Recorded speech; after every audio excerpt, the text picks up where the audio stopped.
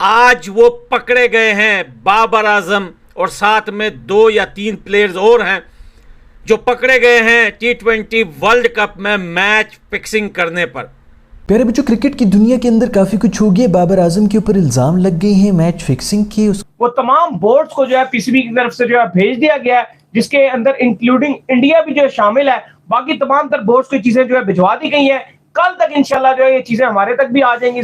जिस तरह पीसीबी की जानिब से एक पैगाम जरूर जारी हुआ है कि अगर किसी के पास कोई सबूत है तो ठीक है वो बात करे, वरना वो कार्रवाई के लिए तैयार है। मगर वो प्रेस कॉन्फ्रेंस कोई ऐसी चीज़ सामने नहीं आ रही है जो हम लोग एक्सपेक्ट कर रहे हैं कि शायद जिस तरह अगर इंडिया के मुतालिक कोई बात होती है तो बीसीसीआई फ़ौरन रिस्पॉन्ड करता है उसके ऊपर।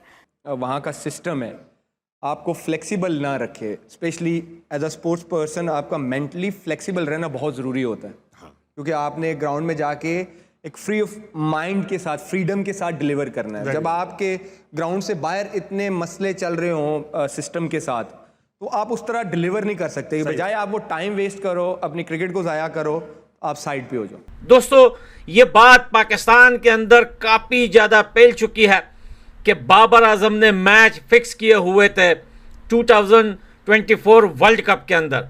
अब ये किसके साथ फिक्स किए हैं दोस्तों, वो भी डिटेल से बताता हूँ। इनकी वजह से ना जितने भी सेलिब्रिटीज, हम जैसे जो एक्टर्स हैं ना, उनके पास भी लोग आके बोल रहे होते हैं। कोई मसला होता है दुनिया के अंदर, तू क्यों खामोश है, तुम उसके ऊपर क्यों नहीं बोल रही।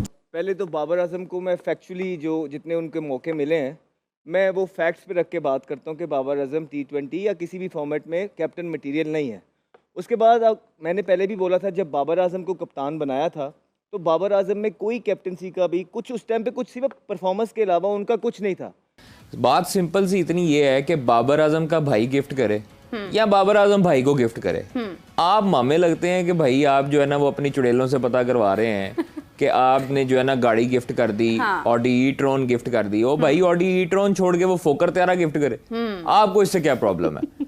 पीसीबी से बहुत ज्यादा लंबी चौड़ी नेगोशिएशन के बाद और पीसीबी को काफी प्रेशराइज कराने के बाद 3 साल का सेंट्रल कॉन्ट्रैक्ट जो है वो बाबर आजम, रिजवान, शाहीन और सीनियर प्लेयर्स ने बनवाया, जिसके लिए ज़का अशरफ साहब को श्रीलंका जाना पड़ा। लो जी, कमाल हो गया। चोकर्स ने दूसरों को चोक कर दिया और सबको हैरान कर दिया। दोस्तों, T20 वर्ल्ड कप से पाकिस्तान के बाहर होने के बाद अब बाबर आजम के ऊपर मैच फिक्सिंग के आरोप लग रहे हैं। जी हाँ दोस्तों, बाबर आजम का यूएसए के साथ मैच फिक्सिंग की बात सामने आई है। अब इसमें कितनी बात सच्ची और कितनी बात झूठी ये तो हमें नहीं पता, लेकिन पाकिस्तानियों का रिएक्शन इस पर क्या है, आइए देखते हैं। अब ये किसके साथ फिक्स किए हैं दोस्तों, वो भी डिटेल से बताता हूं। यूएसए के साथ इनका मैच फिक्स था दोस्तों, जिसमें सबसे बड़ा हाथ और सबसे बड़ा रोल जो था शलवार शरीफ का और बाबर आजम का। शलवार शरीफ पाकिस्तान के एक्स प्राइम मिनिस्टर ने बाबर आजम के साथ मिलकर यूएसए के साथ ये मैच फिक्स करवाया और वो मैच दोस्तों ये लोग जानबूझकर हार गए। और देखिए, बाबर आजम जो है मैच खत्म होने के बाद उसने कहा था मैं कुछ दिन जो है अमेरिका में रहना चाहता हूं, ताकि वो जो मैच फिक्सिंग के पैसे वैसे हैं वो बाबर आजम अपनी जगह तक पहुंचाए। और दोस्तों, और भी बहुत सारे जो है इनकी जो है वो एंकर्स, इनके जर्नलिस्ट खुद टीवी चैनल्स पर बैठकर इन चीज़ों पे बात कर रहे हैं। और अब बाबर आजम ने कहा है कि जिस जर्नलिस्ट ने हमारे ऊपर यह इल्ज़ाम लगाया है, हम उनके ऊपर कानूनी कार्रवाई करेंगे।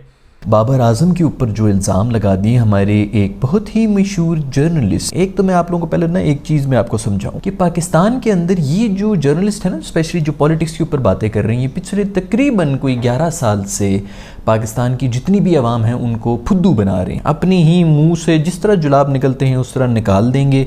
इधर की बात उधर, उधर की बात इधर, कोई सर पैर नहीं होगा, लेकिन कोई ना कोई भी बात कर देंगे, सनसनी फैला देंगे। और हमारी पूरी आवाम पिछले 11 से 12 साल, इनफैक्ट ज़्यादा हो गया, लेकिन पिछले कोई तकरीबन 7-8 साल से तो हद ख़त्म हुई हुई है इनकी चुंगलों में फंसनी। कभी कोई एक सनसनी फैलाएगा, कभी दूसरा के दूसरी सनसनी, मेरी फाख्ता ने ये कह दिया, मेरी फलानी ने ये कह दिया, मेरी फुप्पी ने ये कहा, मेरे ताए ने ये कहा। इस तरह कर करके बेवकूफ़ बना रहे हैं। हर टॉपिक पे इन्होंने एक तो बात करनी होती है। ऊपर से इंडियंस तो सर्च ही चूँकि यही करते हैं, स्पेशली जब पाकिस्तान हारा हुआ हो तो इंडिया की मार्केट को कैप्चर करने के लिए सर इस पे जो है ना कुछ बोल दें, तो सर ने इसके ऊपर बोलना। और जब इन्होंने बोलना है तो जैसा कि अभी जिक्र हुआ है कि पाकिस्तान क्रिकेट बोर्ड इस हवाले से शायद खामोश नहीं है और वो कानूनी रास्ता इख्तियार करने की तरफ जा रहा है। जैसे अभी बाबर आजम के हवाले से भी इत्तलात आ रही हैं कि वो भी अपनी कानूनी टीम से मुशावरत कर रहे हैं और वो भी कानूनी रास्ता इख्तियार करेंगे।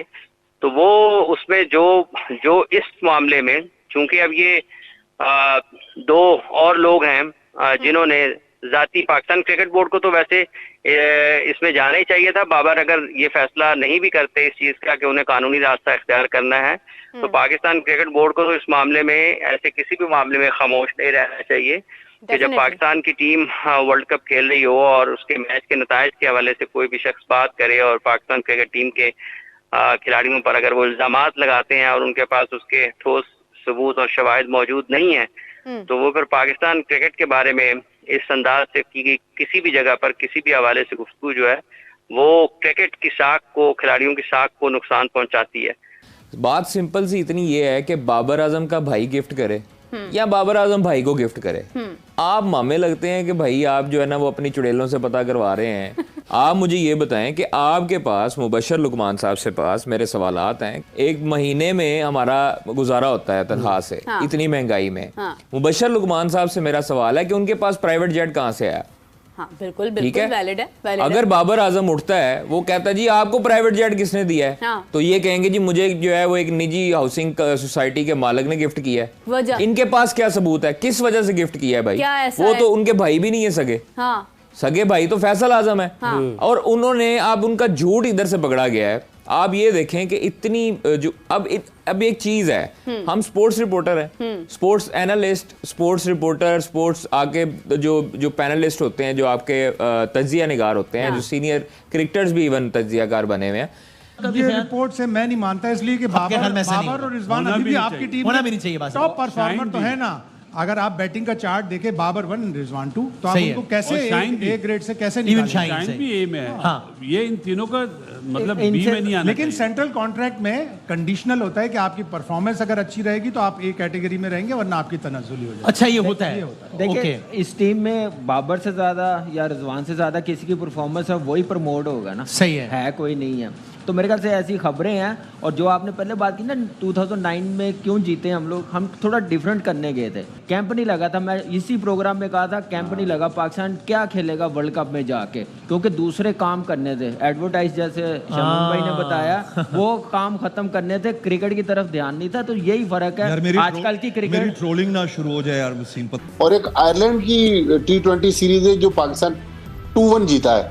अदरवाइज पाकिस्तान एशिया कप हार गया, सेमीफाइनल में नहीं गया। वर्ल्ड कप 50 ओवर्स का पाकिस्तान सेमीफाइनल में नहीं गया। अभी T20 में डिबैकल हुआ, हम इंग्लैंड से T20 सीरीज हार गए, हम न्यूजीलैंड से 4-1 हार गए, हम होम ग्राउंड पर 2-2 हार गए। तो अब जो आपका सवाल था, मैंने ये मुद्दा उठाया है कि बाबर आजम और रिजवान जो ए कैटेगरी में तकरीबन 55 से 60 लाख रुपए महीने के ले रहे थे।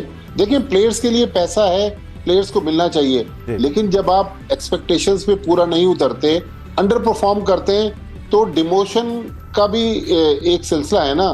तो मेरे हिसाब से अब दोनों की कैटेगरी नीचे जानी चाहिए। अब ये ए कैटेगरी डिजर्व नहीं करते। और बड़ी बात यह है कि जो चैंपियन ट्रॉफी 2025 है, इसके बाद से एक और अपडेट ये भी है कि आईसीसी जो है वो इंडिया को पुश करेगा और इंडिया को जो है वो आईसीसी ये कहेगा कि भाईजान आपने जो है पाकिस्तान जाना है खेलने के लिए। और इसके एक रीजन ये भी है कि 2026 का जो T20 वर्ल्ड कप है वो आप कह लें कि इंडिया में है और श्रीलंका में साथ है, पाकिस्तान ने भी वहां जाना है। तो भाई ये कहानी भी आ रही है सामने। देखिए, तारीखें चैंपियंस ट्रॉफी की आ चुकी हैं और जो पीसीबी ने भिजवाया था, अब खबर ये आ रही है कि आईसीसी उसमें कोई तब्दीली नहीं करने जा रहा, सेम टू सेम जो है वो भिजवा रहा है। अभी कुछ बोर्ड्स वर्ल्ड कप की वजह से बिजी थे और चीजें चल रही थी, तो इसलिए आईसीसी ने थोड़ा सा आप कह लो उस टाइम नहीं भिजवाया। अब आईसीसी जो है ये भिजवा रहा है और जो वर्ल्ड कप की डेट्स हैं वो आईसीसी ने डिस्क्लोज कर दी हैं। तो दोस्तों, बाबर आजम के मैच फिक्सिंग के ऊपर पाकिस्तानियों का रिएक्शन देखकर आपको मजा आ गया होगा। क्या बाबर आजम और पाकिस्तानी टीम का यूएसए के खिलाफ मैच फिक्स था? इस पर आपकी क्या राय है, कमेंट में जरूर बताना।